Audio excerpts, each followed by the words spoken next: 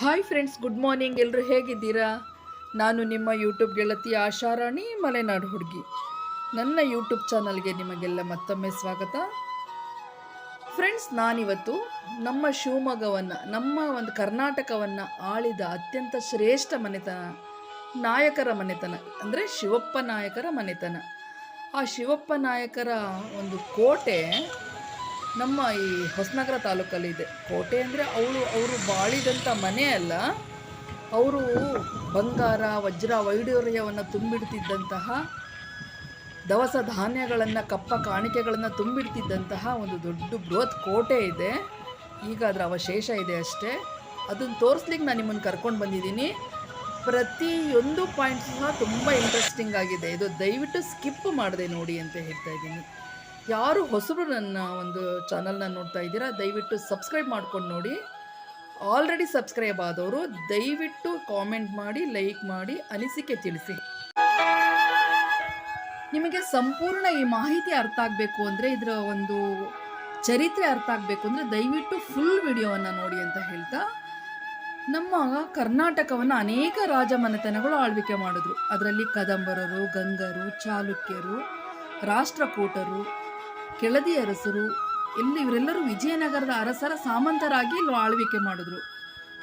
ಈ ನಮ್ಮ ಶಿವಮೊಗ್ಗ ಜಿಲ್ಲೆಯನ್ನು 16ನೇ ಶತಮಾನದ ಉತ್ತರಾರ್ಧದಲ್ಲಿ ಕೆಳದಿ ನಾಯಕರು ಆಡಳಿತ ಸಾಮ್ರಾಜ್ಯಗಳನ್ನು ನಡೆಸಿದ್ರು. ಈ ಕೆಳದಿ ನಾಯಕರಲ್ಲಿ ಅತ್ಯಂತ ಪ್ರಸಿದ್ಧನಾದ ದೊರೆ ಅಂದರೆ ಶಿವಪ್ಪ ನಾಯಕ. ಇದು ಕೆಳದಿ ಅರಸರ ಬೃಹತ್ ಕೋಟೆ. ಈ ಮೇನ್ ಡೋರ್ ಅಬ್ಸರ್ವ್ ಮಾಡಿ. ಇದು ಮೇನ್ ಡೋರ್ ಫುಲ್ಲು ಮುಳ್ಳುಗಳನ್ನು ಇಟ್ಟಿದ್ದಾರೆ, ಕಬ್ಬಿಣದ ಮುಳ್ಳುಗಳನ್ನು. ಯಾಕಂದರೆ ಹಿಂದೆ ಶತ್ರುಗಳು ಬಂದುಬಿಟ್ಟು ಬಾಗಿಲು ಹೊಡೆದಾಕ್ಲಿಕ್ಕೆ ಆನೆಗಳಿಂದ ನುಗ್ಗಿಸ್ತಾ ಇದ್ರಂತೆ. ಹಾಗಾಗಿ ಆನೆಗೆ ಅದು ಚುಚ್ಚದಿ ಅದು ಹಿಂದಕ್ಕೆ ಹೋಗಲಿ ಅಂತ ಹೇಳಿ. ಇದು ಮೇನ್ ಡೋರ್, ಕೋಟೆಯ ಮುಖ್ಯ ದ್ವಾರ. ಇದು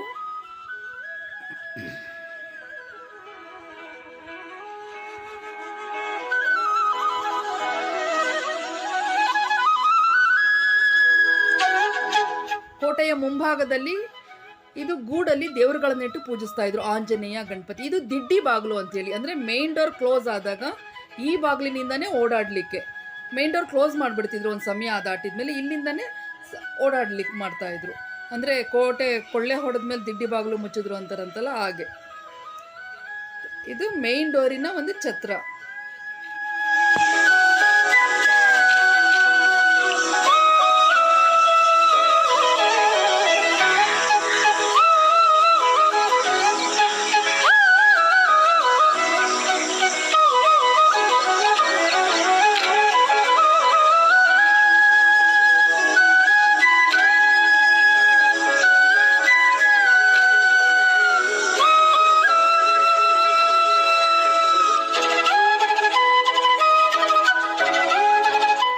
ಇದು ಕೋಟೆ ಮೇಲೆ ಹತ್ತಲಿಕ್ಕೆ ಸ್ಟೆಪ್ಸ್ಗಳು. ಇದು ಇಲ್ಲಿ ಕಲ್ಲು ಮಣ್ಣಿನ ಸ್ಟೆಪ್ಸ್ಗಳು.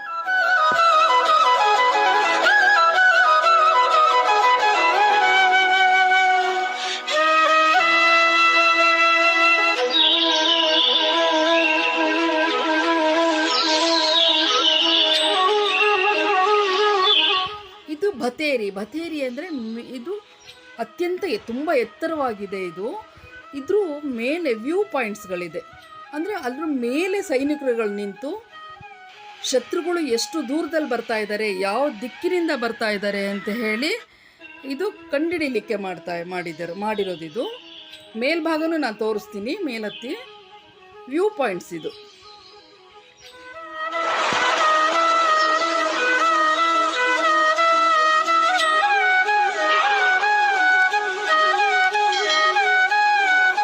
ನೋಡಿ, ಇದು ಸೆಂಟರ್ ವ್ಯೂ ಪಾಯಿಂಟು, ವಾಸ್ತು ಪ್ರಕಾರ ಇಟ್ಟಿದ್ದಾರೆ ಅಲ್ಲಿ. ಈ ಬಥೇರಿ ಮೇಲೆ ಇದು ಏನು ಅವಶೇಷಗಳಿದೆಯಲ್ಲ, ಅದು ಒಬ್ಬರೊಬ್ಬರು ಸೈನಿಕರುಗಳು ನಿಂತ್ಬಿಟ್ಟು ಕಾವಲು ಕಾಯ್ತಾ ಇದ್ದಿದ್ದು. ಇದು ಒಂದು ರೂಮ್ ಟೈಪ್ ಮಾಡಿದ್ದಾರೆ, ಅಲ್ಲಿ ಗನ್ ಪಾಯಿಂಟ್ಸ್ಗಳು ಇದು ಮಾಡಿದ್ದಾರೆ. ಅಂದರೆ ಒಂದು ಹೋಲ್ ಮಾಡಿದ್ದಾರೆ. ನಾನು ಕೆಳಗಡೆ ಅದು ತುಂಬ ಹತ್ತಿರದಿಂದ ತೋರಿಸ್ತೀನಿ. ಕೆಳಗಡೆ ಕೋಟೆ ಗೋಡೆಗಳಲ್ಲಿ ಮಾಡಿರೋದು. ಇಲ್ಲಿ ಎಲ್ಲ ಬಿದ್ದೋಗಿದೆ. ಇಲ್ಲಿ ಇಲ್ಲಿ ಮೇಲೆ ನಿಂತರೆ ನೋಡಿ ಫ್ರೆಂಡ್ಸ್, ಎಷ್ಟು ನೂರಾರು ಕಿಲೋಮೀಟ್ರ್ ದೂರ ಕಾಣುತ್ತೆ. ಆಮೇಲೆ ಮಲೆನಾಡು ಅಂದರೆ ಯಾಕೆ ಹೇಳ್ತಾರೆ ಅಂತ ಇಲ್ಲಿ ಹೇಳ್ತೀನಿ ನೋಡಿ. ಈ ಸುತ್ತ ಬೆಟ್ಟ ಗುಡ್ಡಗಳಿದೆ ನೋಡಿ, ಹಾಗೆ ಅಬ್ಸರ್ವ್ ಮಾಡಿ. ಈ ಕೋಟೆಯ ಸುತ್ತ ದೊಡ್ಡ ದೊಡ್ಡ ಬೆಟ್ಟಗಳಿದ್ದಾವೆ, ಸುತ್ತ ಎಲ್ಲೂ ಗ್ಯಾಪ್ ಇಲ್ಲ. ಅದಕ್ಕೆ ಮಲೆಗಳ ನಾಡು ಮಲೆನಾಡು ಅಂತ ಹೇಳೋದು. ಮಲೆ ಅಂದರೆ ಬೆಟ್ಟ ಗುಡ್ಡಗಳು ಅಂತೇಳಿ. ಇದು ವ್ಯೂ ಪಾಯಿಂಟ್ ನೋಡಿ ಹೇಗಿದೆ, ತುಂಬ ಎಲ್ಲ ಬಿದ್ದೋಗಿದೆ. ಆಗ ಹೇಗಿರ್ಬೋದು ಅಂತೇಳಿ ನಮಗೆ ತುಂಬ ಕುತೂಹಲ ಅನಿಸುತ್ತೆ ಅವನ್ನೆಲ್ಲ ನೋಡುವಾಗ. ಅದು ಎಷ್ಟು ವೈಭವೋಪೇತವಾಗಿತ್ತು ಮತ್ತು ಎಷ್ಟು ತುಂಬ ಬುದ್ಧಿವಂತಿಕೆಯಿಂದ ಚಾಕಚಕ್ಯತೆಯಿಂದ ಅದನ್ನು ನಿರ್ಮಿಸಿದ್ದಾರೆ. ಹೇಗೆ ಶತ್ರುಗಳಿಂದ ಹೇಗೆ ಈ ಕೋಟೆನ ರಕ್ಷಿಸಬಹುದು ಅಂತ ಹೇಳಿ. ಈ ಕೋಟೆಗೆ ಎಷ್ಟು ರಕ್ಷಣೆ ಕೊಡ್ಲಿಕ್ಕೆ ಸಾಧ್ಯ ಅಷ್ಟು ನೋಡಿ. ಇದೆಲ್ಲ ಅದೇನು ಓಪನ್ ಬಿಟ್ಟಿದ್ದಾರಲ್ಲ, ಅದೆಲ್ಲ ಗನ್ಗಳನ್ನು ಇಟ್ಕೊಂಡು ನಿಂತ್ಕೊಳ್ತಾ ಇದ್ರಂತೆ ಸೈನಿಕರು. ಹೊರಗಿನವರಿಗೆ ಅವ್ರು ನಿಂತಿರೋದು ಕಾಣಿಸ್ತಾ ಇರ್ತಿರ್ಲಿಲ್ಲ, ಇವರಿಗೆ ಅವ್ರು ಕಾಣಿಸ್ತಾ ಇರ್ತಿದ್ರು. ಎಂಥ ಟೆಕ್ನಿಕ್ ಯೂಸ್ ಮಾಡಿದ್ದಾರೆ ಗೊತ್ತಾ, ತುಂಬ ಚೆನ್ನಾಗಿದೆ. ಇನ್ನು ಮುಂದೆ ಹೋದರೆ ಇನ್ನು ಕೆಳಗಡೆ ಎಲ್ಲ ಗೋಡೆಗೂ ಗನ್ ಪಾಯಿಂಟ್ಸು, ಮತ್ತು ಶತ್ರುಗಳನ್ನು ಹೇಗೆ ಹಿಮ್ಮೆಟ್ಟಿಸ್ಬೇಕು ಅಂದರೆ ಅವ್ರಿಗೆ ಹೇಗೆ ತೊಂದರೆ ಕೊಡಬೇಕು, ಅವರು ಬೆನ್ನಟ್ಟಿ ಬಂದರೆ ಅಂದರೆ ನುಗ್ಗಿ ಬಂದರೆ ಹೇಗೆ ತೊಂದರೆ ಕೊಡಬೇಕು ಅಂತೆಲ್ಲ ಇದೆ. ನಾನು ತೋರಿಸ್ತೀನಿ ಬನ್ನಿ.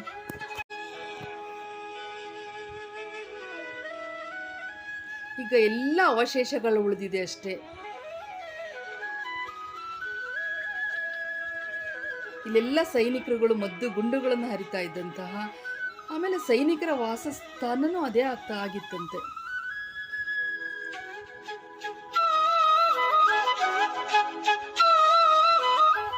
ಇದೆಲ್ಲ ಗನ್ ಪಾಯಿಂಟ್ಸ್ಗಳು. ಅಂದರೆ ಆ ಕೋಟೆಗೆ 4 ದಿಕ್ಕಿಂದ ಶತ್ರುಗಳು ಕಾವಲು ಮಾಡಬೇಕು ಅಂತ ಹೇಳಿ 4 ದಿಕ್ಕಿಗೂ ಗನ್ ಪಾಯಿಂಟ್ಸ್ ಇಟ್ಟಿದ್ದಾರೆ. ಪೂರ್ವ, ಪಶ್ಚಿಮ, ಉತ್ತರ, ದಕ್ಷಿಣ. ಇದು ಪೂರ್ವದ ಗನ್ ಪಾಯಿಂಟ್ಸ್.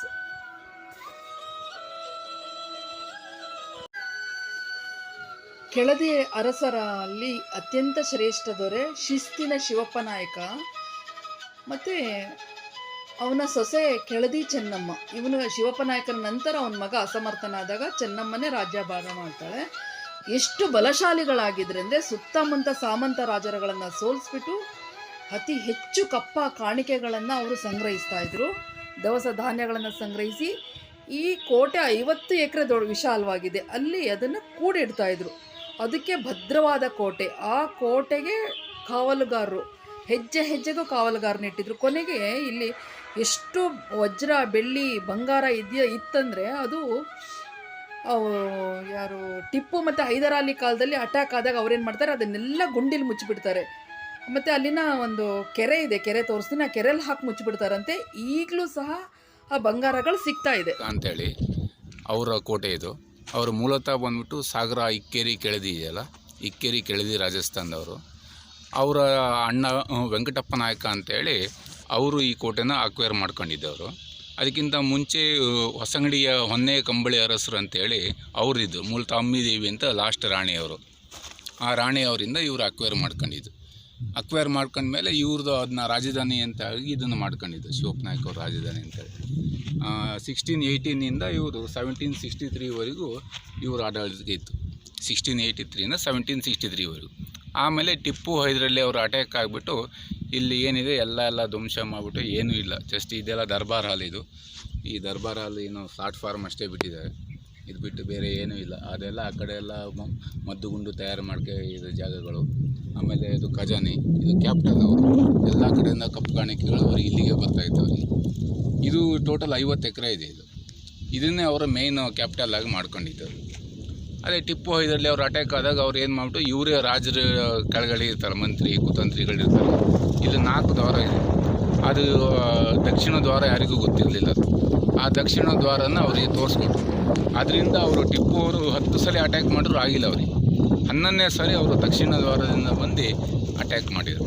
ಅಟ್ಯಾಕ್ ಮಾಡಿ ಲಾಸ್ಟ್ ಅವರು ವೀರ ಚೆನ್ನಮ್ಮಾಜಿ ಅಂತೇಳಿ ಅವ್ರ ಗಂಡ ಇರಲಿಲ್ಲ, ಅವ್ರ ಗಂಡ ತೀರೋಗಿದ್ರು.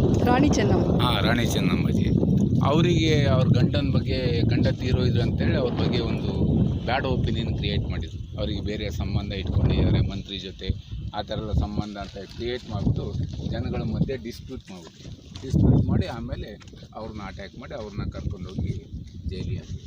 ಆಮೇಲೆ ಅವರು ಏನು ಮಾಡ್ರು ಲಾಸ್ಟ್ ನನ್ನ ಉಂಗ್ರನ್ನ ಅವರು ನುಂಗ್ಬಿಟ್ಟು ಅವ್ರು ಸತ್ತಿದ್ದಾರೆ. ಚೆನ್ನಮ್ಮಾಜಿ ಸೂಸೈಡ್ ಮಾಡ್ಕೊಂಡಿದ್ದ. ಹೌದು, ಸೂಸೈಡ್ ಮಾಡ್ಕೊಂಡಿದ್ರು. ಅಂದರೆ ಅವರ ಒಂದು ಕಳಂಕಕ್ಕೆ, ಅವರ ಒಂದು ಪತಿವ್ರತ್ಯಕ್ಕೆ ಕಳಂಕ ತಂದುಬಿಟ್ರು ಅವರು.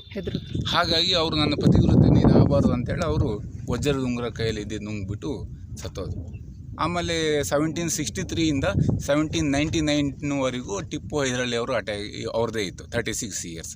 ಆಮೇಲೆ 18ಇಂದ ಬ್ರಿಟಿಷ್ ಗೌರ್ಮೆಂಟ್ ಬಂದ್ಬಿಟ್ಟು ಬ್ರಿಟಿಷ್ ಗೌರ್ಮೆಂಟ್ ಹ್ಯಾಂಡ್ ಓವರ್ ಆಯ್ತು. ಅದು ಇಲ್ಲಿ ಸಿಕ್ಕಾಪಟ್ಟೆ ಬಂಗಾರಗಳು ತುಂಬ ಇದೆ, ಇಲ್ಲಿ ಎಲ್ಲ ದೋಚ್ಕೊಂಡು ಹೋಗ್ಬಿಟ್ಟಿದ್ದಾರೆ ಈಗಲೂ. ಅಲ್ಲ ಈಗಲೂ ಇದೆ. ಈಗ ಏನು ಮಾಡಿದೆ ಅಂದರೆ ಈ ಮುಂದೆ ಫೆನ್ಸಿಂಗ್ ಇದೆಯಲ್ಲ, ಫೆನ್ಸಿಂಗಿಂದ 300 ಮೀಟರ್ಸ್ವರೆಗೂ ಯಾವುದೇ ರೀತಿ ಕನ್ಸ್ಟ್ರಕ್ಷನ್ ಮಾಡ್ಲಿಕ್ಕೆ ಪರ್ಮಿಷನ್ ಇಲ್ಲ. ಇದು actually central government hand over ಆಗಿದೆ. ಈಗ 300 ಮೀಟರ್ಸ್ವರೆಗೂ ಯಾವುದೂ ಕನ್ಸ್ಟ್ರಕ್ಷನ್ ಮಾಡೋಂಗಿಲ್ಲ, ಡಿಗ್ಗಿಂಗ್ ಏನು ಮಾಡೋಂಗಿಲ್ಲ. ಯಾಕಂದರೆ ಗೋಲ್ಡ್ ಸಿಕ್ಕಾಪಟ್ಟೆ ಸಿಕ್ಕಿದೆ, ಆ ಥರ ಎಲ್ಲ ಆಗಿದೆ ಅಂತೇಳಿ. ಇದು ಸುತ್ತ ಚಾನಲ್ ಇತ್ತು, ಇಲ್ಲೆಲ್ಲ ನೀರು ಬಿಟ್ಟು ಅಲ್ಲ ಮೊಸಳೆ ಎಲ್ಲ ಬಿಡ್ತಿದ್ರು. ಈಗ ನೀರೆಲ್ಲ ಡ್ರೈ ಇದೆ. ಈ ಕೆರೆ ಇದೆಯಲ್ಲ, ಈ ಕೆರೆ ನೀರೇ ಸುತ್ತಿ ಇಡೀ ಕೋಟೆ ಸರೌಂಡಿಂಗ್ ಇತ್ತು ಪೂರ್ತಿ. ಇದು ಈಗ ನೀರೇ ಇಲ್ಲ, ಕುಡಿಯೋಕ್ಕೆ ನೀರಿಲ್ಲ ಈಗ. ಇದು ಗನ್ ಪಾಯಿಂಟ್. ಇದು ಅದು ನಿಮಗೆ ಕೋಟೆ ಮೇಲಿರೋದು ಫಸ್ಟ್ ಪಾಯಿಂಟ್. ಇದು second point. East west north south 4 side ಇದೆ. ಇದು ಸೆಕೆಂಡ್ ಪಾಯಿಂಟ್. ಅದು ಲಾಸ್ಟ್ ಥರ್ಡ್ ಪಾಯಿಂಟ್. ಅದು ಮೇಲಿರೋದು ಎಲ್ಲ ಇದೆಲ್ಲ ಡೆಮಾಲಿಷ್ ಆಗಿದೆ. ನೀವು ಅಲ್ಲೆಲ್ಲ ಹೋದ್ರೆ ಕಾಣತ್ತೆ ನಿಮಗೆ. ಅಂದ್ರೆ ಯಾವ ಮರ ಅಲ್ಲಿ ಮೇಡಮ್ ಇದೆಯಲ್ಲ ಮರ, ಬ್ಲಾಕ್ ಆಗಿದೆ. ಅಲ್ಲಿ ಒಂಟಿ ಮರ ನಿಂತಿದೆಯಲ್ಲ, ಒಣಗಿದೆಯಲ್ಲ. ಸೇಮ್ ಅಲ್ಲ ಇಲ್ಲಿ ಕಾಣುತ್ತೆ ನೀವು ಸ್ಟ್ರೈಟ್. ಅದೇ ಸ್ಟ್ರೈಟ್ ಅದೇ ಸಿಂಗಲ್. ಅದ್ರ ಕೆಳಗಡೆ ಸುರಂಗ ಇದೆ. ಅದು ಕೆಲವರು ಹೇಳೋದು ಏನಂದರೆ ಇಲ್ಲಿಂದ ಕವಲೆದುರ್ಗಕ್ಕೆ ಹೋಗಲಿಕ್ಕೆ ಮಾರ್ಗ ಅದು ಅಂತ. ಕವಲೆದುರ್ಗಕ್ಕೆ ಹೋಗ್ಲಿಕ್ಕೆ ಆಗಲ್ಲ, ಯಾಕಂದರೆ 35 ಕಿಲೋಮೀಟ್ರು ಅಂಡರ್ ಪಾಸಲ್ಲಿ ಅಷ್ಟು ವಿತೌಟ್ ಆಕ್ಸಿಜನ್ ಹೋಗೋಕ್ಕಾಗಲ್ಲ. ಅದೇನು ಇರೋದಂದರೆ ಕೋಟೆಯಿಂದ ಎಕ್ಸಿಸ್ಟ್ ಆಗಲಿಕ್ಕೆ, ಸಡನ್ಲಿ ಅಟ್ಯಾಕ್ ಆದರೆ ಕೋಟೆಯಿಂದ ನಾವು ಆಚೆ ದಾಳಿಗೆ ನಮ್ಮನೆ ಈ ಹಿತ್ಲು ಕಡೆ ಬಾಗಿಲಿಂದ ದಾಟ್ತೀವಲ್ಲ, ಆ ಟೈಪಲ್ಲಿ ಇರೋದಷ್ಟೇ. ಅದು ಒಂದು ಅಲ್ಲಿಂದ ಕೋಟೆಯಿಂದ ಹೊರಗೆ ಹೋಗ್ಲಿಕ್ಕೆ ದಾರ ಇದೆ. ಅದು ಏನಾಗಿದೆ ಅಂದರೆ ಈ ಒಂದೆರಡು ದನಗಳೆಲ್ಲ ಒಳಗಡೆ ಹೋಗಿ ವಾಪಸ್ ಬರೋಕ್ಕಾಗದೆ ಸತ್ತೋಗ್ಬಿಟ್ಟು, ಹಾಗಾಗಿ ಅದನ್ನು ಬ್ಲಾಕ್ ಮಾಡಿದ್ದಾರೆ. ಅದು ಮಣ್ಣು ಹಾಕಿ ಬ್ಲಾಕ್ ಮಾಡಿದ್ದಾರೆ. ಸರ್, ಈಗ ಇದು ವಾಸ ಮಾಡಿ ಸ್ಥಳ ಅಲ್ಲ? ಇಲ್ಲ, ವಾಸ ಮಾಡಿದಲ್ಲ. ಇದು ವಾಸ ಮಾಡಿ ಸ್ಥಳ ಅಲ್ಲಿ ಕೊಲ್ಲೂರು ಹತ್ರ ಅರಮನೆಕೊಪ್ಪ ಅಂತ ಬರುತ್ತೆ. ಅರಮನೆಕೊಪ್ಪ ಅಂತ ಬರುತ್ತೆ ಅಲ್ಲಿ. ಇದು ಅವರು ರಾಜಧಾನಿ. ಇದು ರಾಜಧಾನಿ. ಈ ನಮಗೆ ಬೆಂಗಳೂರು ಹೇಗಿದೆ ಕರ್ನಾಟಕಕ್ಕೆ, ಇಲ್ಲಿ ಬಂದ್ರೆ ಎಲ್ಲಿ ಉಳ್ಕೊಳ್ತಾ ಇದ್ರು ಹಾಗಾದ್ರೆ? ಅಲ್ಲೇ ಅರಮನೆಕೊಪ್ಪ. ಅರಮನೆಕೊಪ್ಪ. Okay sir. ಏನಂದ್ರೆ ಈಗ ಏನು ರೀಕನ್ಸ್ಟ್ರಕ್ಷನ್ ಮಾಡ್ಲಿಕ್ಕೆ ಪರ್ಮಿಷನ್ ಇಲ್ಲ. ಸೆಂಟ್ರಲ್ ಲ್ಯಾಂಡ್ ಅವ್ರು ಏನಿದೆ ಅವ್ರದ್ದೇನಿದೆ, ಪ್ರಾಚ್ಯ ವಸ್ತು ಇಲಾಖೆ ಇದೆಯಲ್ಲ, ಅವ್ರದ್ದು ಯಾವ ಥರ ಹಳೇದು ಏನಿದೆ ಅದು ಹಾಗೆ ಇರಬೇಕು ಅಂತೇಳಿ, ಹಾಗಾಗಿ ಏನು ಕನ್ಸ್ಟ್ರಕ್ಷನ್ ಮಾಡಲಿಕ್ಕೆ ಇಲ್ಲ. ಎಷ್ಟು ಎಕರೆ ಸರ್ ಇದು? ಟೋಟಲ್ 50 ಎಕರೆ. 50 ಎಕರೆ ಟೋಟಲ್. ಇದ್ರ ಹೆಸರು ಬಿದನೂರು ನಗರ ಅಂತ. ಮುಂಚಿನ ಹೆಸರು ಬಿದನೂರು ನಗರ ಅಂತ. ಬಿದನೂರು ನಗರ ಅಂದ್ರೆ ಇಲ್ಲಿ ಮುಂಚೆ ಬೊಂಬು ಇದೆಯಲ್ಲ, ಬಿದಿರು ಅಂದ್ರೆ ಅದು ತುಂಬಾ ಸಿಕ್ಕಾಪಟ್ಟೆ ಇತ್ತು. ಬಿದಿರು ಮೇಳೆಗಳು. ಆವಾಗ ಯಾವುದೋ ಒಂದು ಬಿದಿರು ಏನಾಗಿತ್ತು ಅಂದ್ರೆ ತುಂಬಾ ಒಂಥರ ವಿಚಿತ್ರವಾಗಿ ಬೆಳೆದಿತ್ತಂತೆ. ಆ ಬಿದಿರನ್ನ ತೆಗೆದು ನೋಡಿದಾಗ ಅದ್ರ ಒಳಗಡೆ ಹುತ್ತ ಇತ್ತು. ಆ ಹುತ್ತನ ಅಗದಾಗ ಅದರಲ್ಲಿ ಒಂದು ಶಿವಲಿಂಗ ಇತ್ತಂತೆ. ಅದೇ ಇಲ್ಲಿ ನೀಲಕಂಠೇಶ್ವರ ದೇವಸ್ಥಾನ ಅಂತ ಒಂದಿದೆ. ಇಲ್ಲಿ ಜಸ್ಟ್ ನಿಮಗೆ ಇಲ್ಲಿ ಕಾಣುತ್ತೆ ಸರ್ಕಲ್ ಅಲ್ಲಿ. ಆ ನೀಲಕಂಠೇಶ್ವರ ದೇವಸ್ಥಾನ ಆ ಶಿವಲಿಂಗನ ತಗೊಂಡೋಗಿ ಪ್ರತಿಷ್ಠಾಪನೆ ಮಾಡಿರೋದು. ಆವಾಗ ಬಿದಿರಿನ ಊರು ಅಂತ ಮಾಡಿ ಅದು ಬಿದಿರೂರು ಹೋಗಿ ಬಿದನೂರು ಅಂತ ಹೇಳಿ ಆಗಿರೋದು. ಬಿದನೂರು ನಗರ ಅಂತ ಹೇಳಿ ಆ ಥರ ಆಗಿರೋದು. ಆ ಕಡೆ ನೋಡೋದಿದೆ. ಆ ಕಡೆ ಫ್ರೆಂಡ್ಸ್, ಇದೇ ನೋಡಿ ಮೇನ್ ಗನ್ ಪಾಯಿಂಟ್ಸ್ಗಳು. ಇಲ್ಲಿ ರೂಮ್ ಟೈಪ್ ಮಾಡಿದ್ದಾರೆ. ಇಲ್ಲಿ 3ರಿಂದ 4 ಜನ ಸೈನಿಕರು ನಿಲ್ಲುವಷ್ಟು ಸ್ಪೇಸ್ ಇದೆ. ಕಾರಣ ಇಷ್ಟೇ, 4 ಜನ ಒಟ್ಟಿಗೆ ನಿಲ್ಬೋದು. ಏನಕ್ಕೆ ಮಾಡಿದ್ದಾರೆ ಅಂದರೆ ಇಲ್ಲಿ ಗನ್ ಪಾಯಿಂಟ್ಸ್ಗಳು ನೋಡಿ, ಇದು ಹೋಲ್ ಬಿಟ್ಟಿದ್ದಾರಲ್ಲ, ಇಲ್ಲಿ ಗನ್ಗಳನ್ನು ಇಟ್ಕೊಂಡು ಸೈನಿಕರು ಕಾಯ್ತಾ ಇರ್ತಾಯಿದ್ರು. ಆಮೇಲೆ ಇದರಲ್ಲೂ ವೆರೈಟೀಸ್ ಇದೆ. ಏನಂದರೆ ಒಂದು ಹೋಲು ಗನ್ನಿಟ್ರೆ ಮೇಲ್ಮುಖವಾಗಿ ಶತ್ರು ಬಂದರೆ ಹೊಡಿಲಿಕ್ಕೆ, ಈ ಹೋಲ್ ಇದೆಯಲ್ಲ ಗನ್ನಿಟ್ರೆ ಕೆಳಮುಖವಾಗಿ ಶತ್ರು ಬಂದರೆ ಹೊಡಿಲಿಕ್ಕೆ, ಈ ಹೋಲಿಂದ ಸ್ಟ್ರೈಟ್ ಶತ್ರು ಬಂದರೆ ಹೊಡಿಲಿಕ್ಕೆ, 3 ಕಡೆಗೂ ಒಂದೊಂದು ರೂಮಲ್ಲೂ ಸಹ 3 ಕಡೆ ಗನ್ಗಳು, ಅಂದರೆ 3 ದಿಕ್ಕಿಗೆ ಗನ್ ಇಟ್ಕೊಳ್ಳೋ ರೀತಿ ಮಾಡಿದ್ದಾರೆ. ಎಷ್ಟು ಟ್ಯಾಲೆಂಟ್ ಯೂಸ್ ಮಾಡಿಬಿಟ್ಟು ಮಾಡಿದ್ದಾರೆ ಅಂದರೆ ನೀವು ಅಲ್ಲಿಗೆ ಹೋಗಿ ನೋಡಬೇಕು, ಅಷ್ಟು ಚೆನ್ನಾಗಿದೆ. ಆಮೇಲೆ ಆ ಕೋಟೆಯ ಸುತ್ತ ಗೋಡೆಗೂ ಗನ್ ಪಾಯಿಂಟ್ಸ್ಗಳು, ಅಂದರೆ ಪ್ರತಿ ಹೆಜ್ಜೆಗೂ ಒಬ್ಬೊಬ್ಬ ಸೈನಿಕರು ನಿಲ್ತಾ ಇದ್ದ ಅಂತ ಹೇಳಿ ಅನ್ನಿಸ್ತಾ ಇದೆ ನೋಡಿ. ಪ್ರತಿ ಗೋಡೆಯ ಒಂದು 2-2, 3-3 ಅಡಿಗೆ ಒಂದೊಂದು ಗನ್ ಪಾಯಿಂಟ್ಸ್ಗಳು. ಏನಕ್ಕೆ ಇಷ್ಟುಗೊಂದು ಗನ್ ಪಾಯಿಂಟ್ಸ್ಗಳು ಯಾಕೆ ಮಾಡಿದ್ದಾರೆ ಅಂತಂದರೆ, ಅದು 50 ಎಕರೆ ಫೀಲ್ಡ್ ಅದು, ಆ ಕೋಟೆ ಒಳಾಂಗಣ. ನೋಡಿ, ಪ್ರತಿ ಗೋಡೆಗೂ ಗನ್ ಪಾಯಿಂಟ್ಸ್. ಯಾಕೆ ಅಂದರೆ ಅಲ್ಲಿ ಅತಿ ಹೆಚ್ಚಾಗಿ ಬಂಗಾರ ಬೆಳ್ಳಿಗಳನ್ನು ತುಂಬಿ ವಜ್ರ ವೈಡೂರ್ಯಗಳನ್ನು ತುಂಬಿದ್ರು. ನೋಡಿ, ಇದು ಮದ್ದುಗುಂಡುಗಳನ್ನು ಹರಿತಾ ಇದ್ದಂಥ ಫೀಲ್ಡ್. ಇದು ಸೈನಿಕರುಗಳು ತಾಲೀಮು ನಡೆಸ್ತಾ ಇದ್ದಂಥ ಫೀಲ್ಡು, ಮತ್ತು ಮದ್ದುಗುಂಡುಗಳನ್ನು ಹರಿತಾ ಇದ್ದಂಥ ಫೀಲ್ಡು. ಇದು ತಗ್ಗು ಬರುತ್ತೆ. ಮತ್ತು 4 ದಿಕ್ಕಿಗೂ ಅಲ್ಲಿ ಗನ್ ಪಾಯಿಂಟ್ಸ್ಗಳು, ಬತೇರಿಗಳು ಟೈಪ್ ಮಾಡಿಬಿಟ್ಟು, ಬುರುಜುಗಳು ಅಂತ ಹೇಳ್ತಾರೆ ಅದಕ್ಕೆ, ಬುರುಜುಗಳು ಟೈಪ್ ಮಾಡಿಬಿಟ್ಟು ಅಲ್ಲಿ ಗನ್ಗಳನ್ನು, ಅಂದರೆ ಅದು ಎಷ್ಟು ಸೈನಿಕರು ಇರ್ಬೋದು ಅಲ್ಲಿ ಅಂತ ಹೇಳಿ. ಮೇನ್ ಉದ್ದೇಶನೇ ಅಲ್ಲಿ ದವಸ ಧಾನ್ಯಗಳನ್ನು ತುಂಬ್ತಾಯಿದ್ರು, ಬಂಗಾರ ವಜ್ರ ವೈಡೂರ್ಯಗಳನ್ನು ತುಂಬ್ತಾಯಿದ್ರು. ಅದಕ್ಕೆ ಕಾವಲು ಈ ಕೋಟೆ. ಈ ಕೋಟೆಗೆ ಪ್ರತಿ ಹೆಜ್ಜೆ ನೋಡಿ, ಅಲ್ಲಿ ಸೈನಿಕ ನಿಲ್ಲಬೇಕಿತ್ತು. ನಿಂತು ಸಾಕಾದಾಗ ಕುತ್ಕೊಳ್ಳಿಕ್ಕೆ ಆಗಲೇ ಮೆಟ್ಲೆಗಳು ಟೈಪ್ ಮಾಡಿದ್ದಾರೆ. ಅವ್ನು ಕೂರ್ಬೋದಿತ್ತು ಅಲ್ಲಿ. ಇದ್ರ ಕೆಳಗಡೆ ಪ್ರಪಾತ ಮಾಡಿದ್ದಾರೆ. ಪ್ರಪಾತ ಯಾಕೆ ಮಾಡಿದ್ದಾರೆ ಅಂತಂದರೆ ತೋರಿಸ್ತೀನಿ ನೋಡಿ. ಪ್ರಪಾತ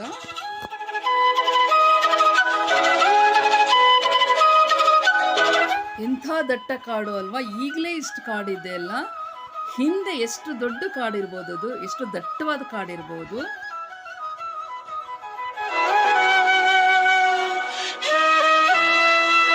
ಎಂಥ ಸುಂದರ ಚಿತ್ರಣ ಅಲ್ಲ. ಆ ಕೋಟೆ ಮೇಲೆ ನಿಂತರೆ ಆ ಸುತ್ತ ಬೆಟ್ಟ ಗುಡ್ಡಗಳು ಮರಗಿಡಗಳು ಸುಂದರವಾಗಿ.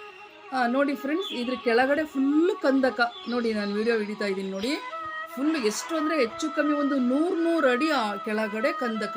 ಈ ಕಂದಕ ಯಾಕೆ ಮಾಡ್ತಾಯಿದ್ರು ಅಂದರೆ ಕೋಟೆ ಸುತ್ತ ಕಂದಕಗಳನ್ನು ಮಾಡಿ ನೀರು ತುಂಬಿಸ್ತಾ ಇದ್ರಂತೆ. ಫುಲ್ಲು ನೀರು ತುಂಬಿಸ್ಬಿಟ್ಟು ಅಲ್ಲಿ ಮೊಸಳೆಗಳನ್ನು ಬಿಡ್ತಾಯಿದ್ರು.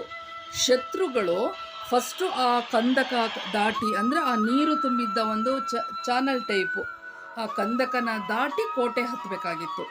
ಅವರು ಆ ಕಂದಕನ ಇಳಿದು ಕೋಟೆ ಹತ್ತಲಿಕ್ಕೆ ಪ್ರಯತ್ನ ಪಟ್ಟಾಗ ಆ ಮೊಸಳೆಗಳು ಅವ್ರನ್ನ ತಿಂದು ಸಾಯಿಸ್ತಾ ಇತ್ತು. ಎಷ್ಟು ಟ್ಯಾಲೆಂಟ್ ಯೂಸ್ ಮಾಡಿದಾರಲ್ವಾ.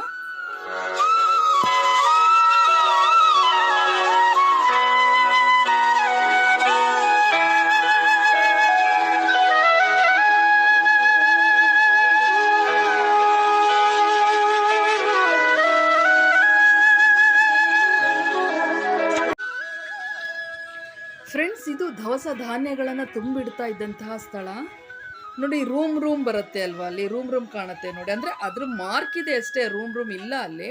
ಹಿಂದೆ ರೂಮ್ಗಳಿದ್ದಂತಹ ಮಾರ್ಕ್ಗಳಿದೆ. ಅಲ್ಲಿ ದವಸ ಧಾನ್ಯಗಳನ್ನು, ಸಂಪತ್ತನ್ನು, ಅಂದರೆ ಬಂಗಾರ ಬೆಳ್ಳಿ ವಜ್ರ ವೈಡೂರ್ಯಗಳನ್ನು, ಮುತ್ತು ರತ್ನಗಳನ್ನು ತುಂಬಿಡ್ತಾ ಇದ್ರಂತೆ ಅಲ್ಲಿ. ಆ ಪ್ಲೇಸ್ ಇದು.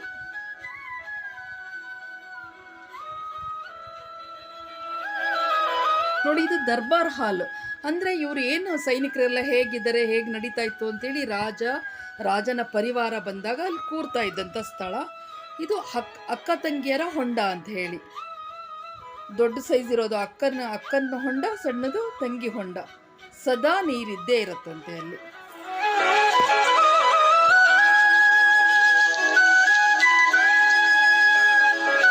ದೊಡ್ಡವರು ಸಣ್ಣವರ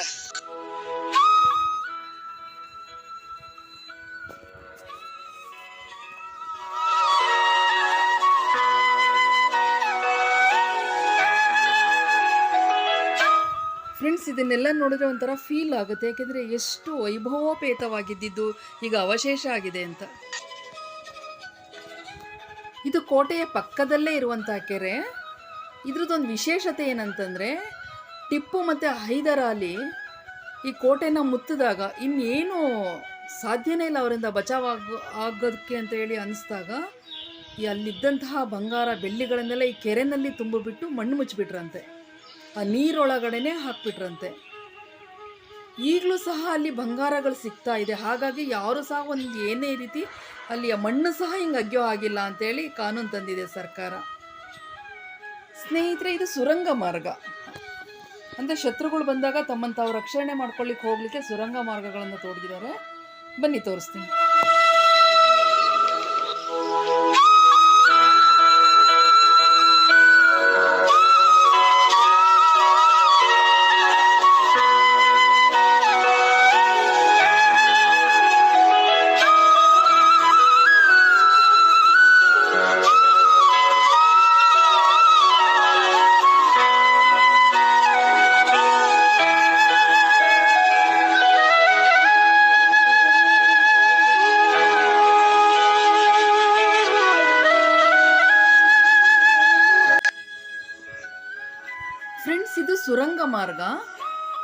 ಸುರಂಗ ಮಾರ್ಗದಿಂದ ಕವಲೆದುರ್ಗಕ್ಕೆ ಹೋಗೋಕ್ಕೆ ದಾರಿ ಇದೆಯಂತೆ.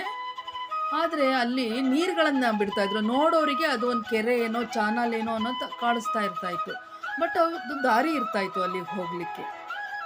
ಎಷ್ಟು ಒಂದು ವೈಭವೋಪೇತವಾದಂತಹ ಕೋಟೆ ಇವತ್ತು ಅನಾಥವಾಗಿ ಬಿದ್ದಿದೆ. ಈ ವಿಡಿಯೋ ನಿಮಗೆಲ್ಲ ಖಂಡಿತ ಇಷ್ಟ ಆಯಿತು ಅಲ್ವಾ ಫ್ರೆಂಡ್ಸ್? ದಯವಿಟ್ಟು ಲೈಕ್ ಮಾಡಿ, ಕಾಮೆಂಟ್ ಮಾಡಿ, ಸಬ್ಸ್ಕ್ರೈಬ್ ಮಾಡಿ. ಹೊಸೊಬ್ಬರು ದಯವಿಟ್ಟು ಸಬ್ಸ್ಕ್ರೈಬ್ ಮಾಡ್ಕೊಂಡು ನೋಡಿ, ಹಾಗೆ ನೋಡಬೇಡಿ please. Thank you so much.